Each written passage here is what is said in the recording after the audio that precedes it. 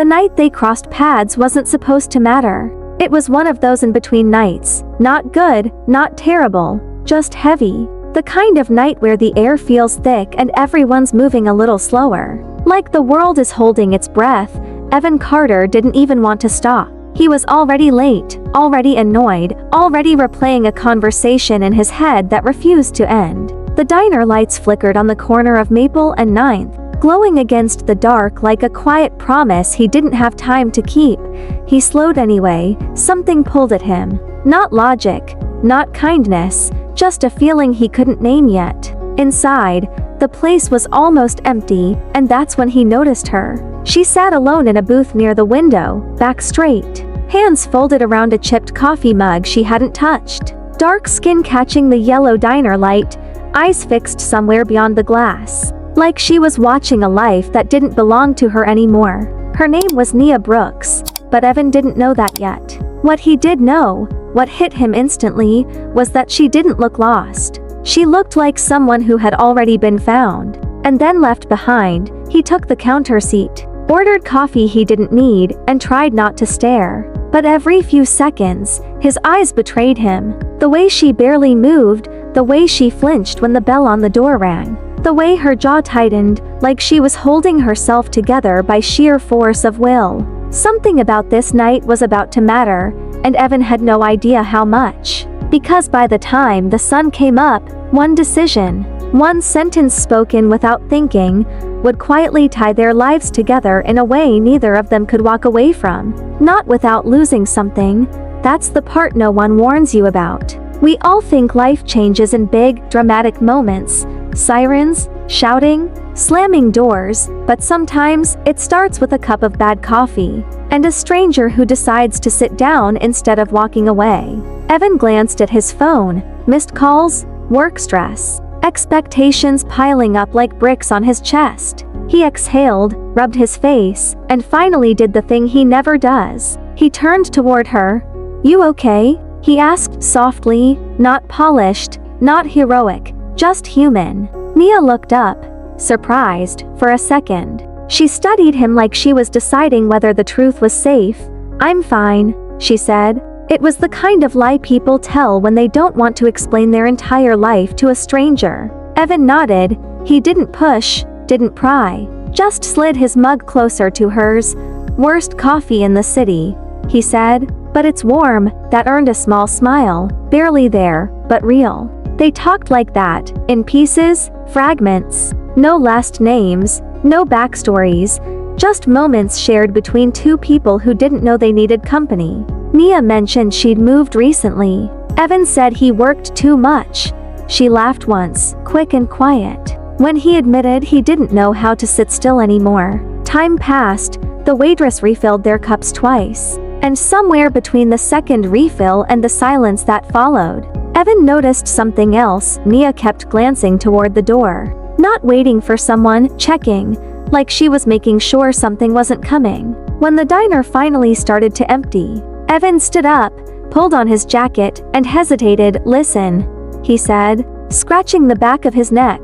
"I don't know your situation, and I'm not trying to be weird, but it's late. If you need a ride, I can help." Nia froze, just for a second, then she nodded. And that nod, small, almost invisible, was the moment everything changed. Because Evan thought he was offering a simple kindness. And Nia knew, this night wasn't over yet. "Let me ask you something. Have you ever met someone by accident, and felt like it wasn't an accident at all?" Drop a yes in the comments if you've had a moment like that, or not yet if you're still waiting for yours. Hey there, my wonderful family and friends, welcome back. If you're ready to dive into today's story, make sure to hit that subscribe button and tell me in the comments where you're tuning in from. I love seeing where everyone's watching. And guess what? There's another amazing story coming your way tomorrow, one you definitely don't want to miss. Alright then, let's get started. The car ride was quiet in the way that feels louder than noise. Evan kept both hands on the steering wheel, eyes forward, giving Nia space she didn't ask for but clearly needed. The city slid by outside the windows. Street lights stretching into golden lines, storefronts closing one by one. the world powering down while something between them slowly woke up. She gave him an address halfway through the drive, then, just as casually, she said, "You can drop me here." He glanced at the curb she pointed to. It wasn't an apartment or a house. Just a block of darkened storefronts and a closed laundromat humming softly in the background. "You sure?" he asked. She nodded. "Yeah." But she didn't move to open the door. That's when Evan noticed the backpack at her feet. Scuffed, overstuffed, the zipper barely holding on. The kind of bag people carry when they don't know where they'll be sleeping next. Evan didn't comment. He didn't want to embarrass her. Instead, he parked. "Hey," he said gently, "I live a few minutes from here. I've got a couch, nothing fancy, but it's safe." The word safe hung in the air between them. Nia's fingers tightened around the strap of her bag. She looked at him then, really looked, not just his face, but his posture, his tone, the pauses between his words, like she was scanning for something dangerous, or something false. "You don't know me," she said. "I know," Evan replied, "and you don't know me either. That's kind of the point. No expectations." Silence again. Then she exhaled. "Okay," she said. "One night."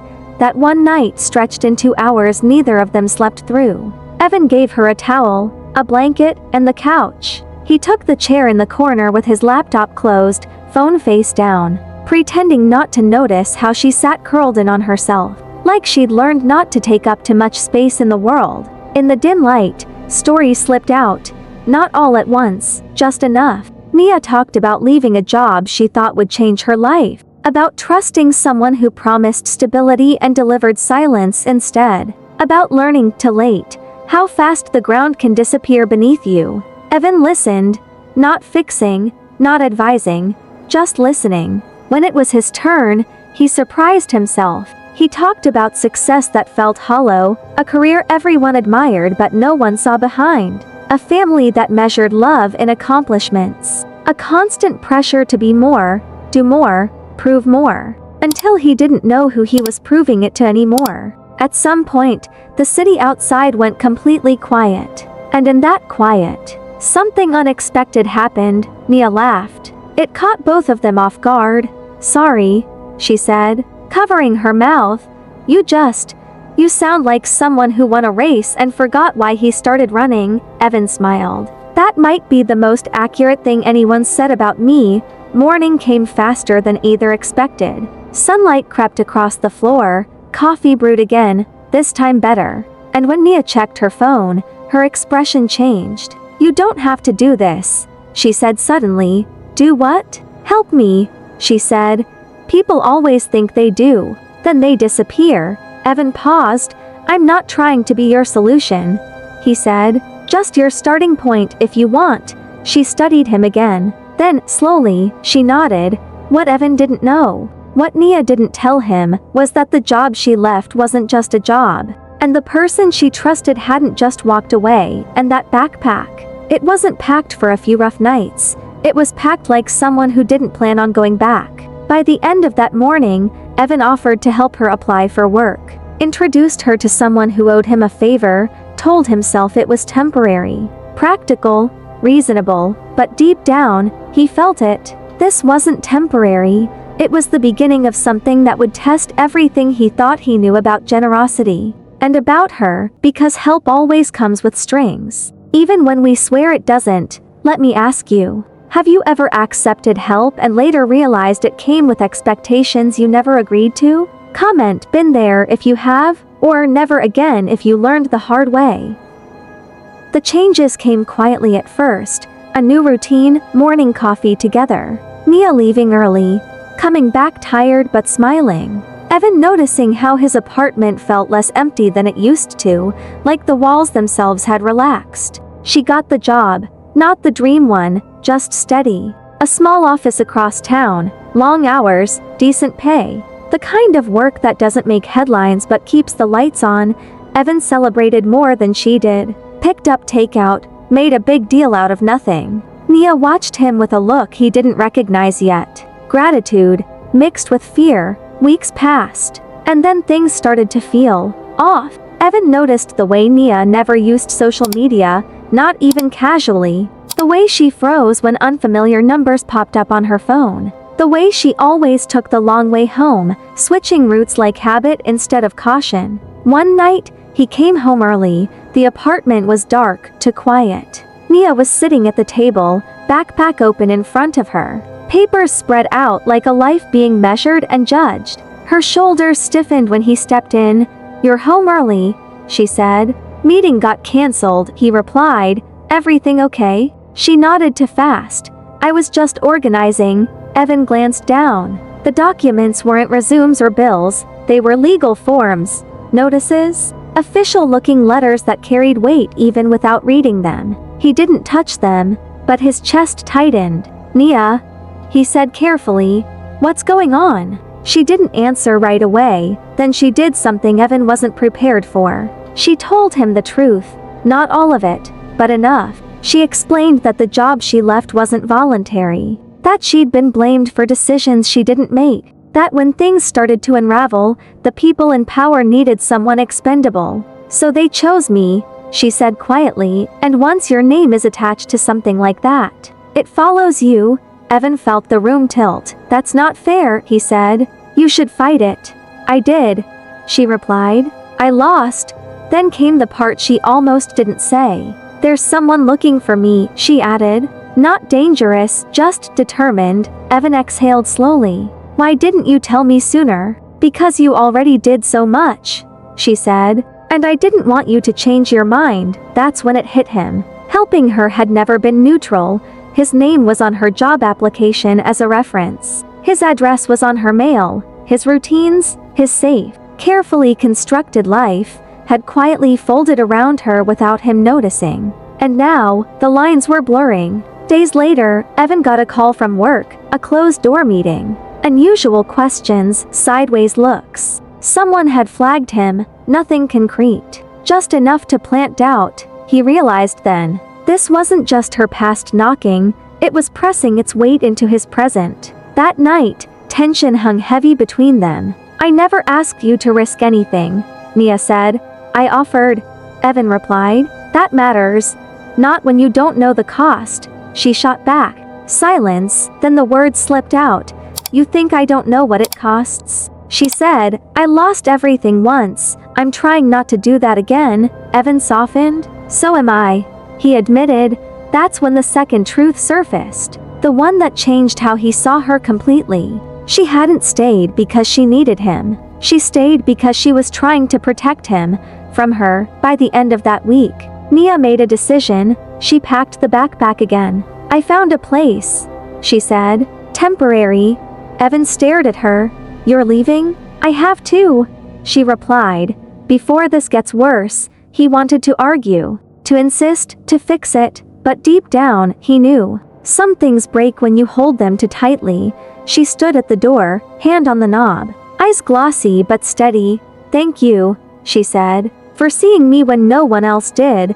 The door closed softly behind her, and Evan was left standing in a quiet apartment that suddenly felt much too big.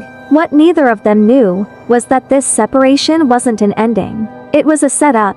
Let me ask you, if helping someone you care about started to cost you everything, would you still do it? Comment "I would" or "I wouldn't." There's no wrong answer. The apartment stayed quiet longer than Evan expected. Not the peaceful kind, the kind that echoes. He kept reaching for his phone, stopping himself, convincing himself that space was the right thing, that this was how responsible adults handled complicated situations, but every corner reminded him of Nia, her mug by the sink, the chair she always chose, the way the room felt warmer when she was there. Then the call came, not from her, from an unfamiliar number. Evan almost ignored it. "I don't have much time," the voice said when he answered, calm, professional, to calm. "But you deserve to know the truth," the person explained, carefully, precisely. That the situation Nia had been blamed for wasn't just mishandled. It had been deliberately pinned on her to protect someone else. Someone higher up, someone with influence. And she knew, the voice added, she knew if she stayed visible, it would eventually circle back to you. Evan's stomach dropped. She didn't leave to save herself, The voice said, "She left to save you." The line went dead. Everything suddenly made sense. The distance, the urgency, the decision that felt abrupt but final. Evan didn't hesitate this time. He drove, not recklessly, just determined, following the address she'd mentioned in passing weeks earlier. A small place on the edge of the city, temporary, forgettable, safe. If you didn't want to be found, Mia opened the door slowly. Shock crossed her face first, then something else, relief. "You shouldn't be here," she said. "I know," Evan replied. "That's why I came." They sat across from each other, the air heavy with words they'd both been holding back. "I never meant to pull you into this," she said quietly. "You didn't," he replied. "I walked in." She looked at him then, really looked, like she was finally allowing herself to believe something good without bracing for it to disappear. "I was scared," she admitted, "not of losing you, of ruining you." Evan smiled softly. "You don't get to decide that for me." This time, when the silence settled, it felt different, lighter. Weeks later, the truth surfaced publicly, quietly, carefully, no dramatic headlines, just enough clarity to shift responsibility where it belonged. Mia's name cleared, not celebrated, not praised, but released. It was enough. She didn't go back to the old life. She didn't want to. Instead, she built something new, and Evan changed too. Not overnight, not perfectly, but intentionally. He stopped chasing validation that never satisfied him, started choosing presence over progress, depth over appearances. They didn't move fast. They didn't promise forever. They chose honesty instead. On a warm afternoon months later, they sat on a park bench watching people pass, strangers in their own in-between moments. Mia leaned back, exhaling. "You know," she said, "if you hadn't stopped at that diner." Evan smiled. "I almost didn't." She laughed, fully this time. "That's terrifying, and kind of amazing," he replied. "Some stories end with grand gestures. This one didn't. It ended with two people who met by accident, choosing every day not to walk away, not because they saved each other, but because they finally stopped running. And sometimes, that's the most unexpected ending of all." Thank you for watching all the way through. If this story moved you, the next one will surprise you in ways you won't expect. Go ahead and click the video on your screen. Your next story awaits.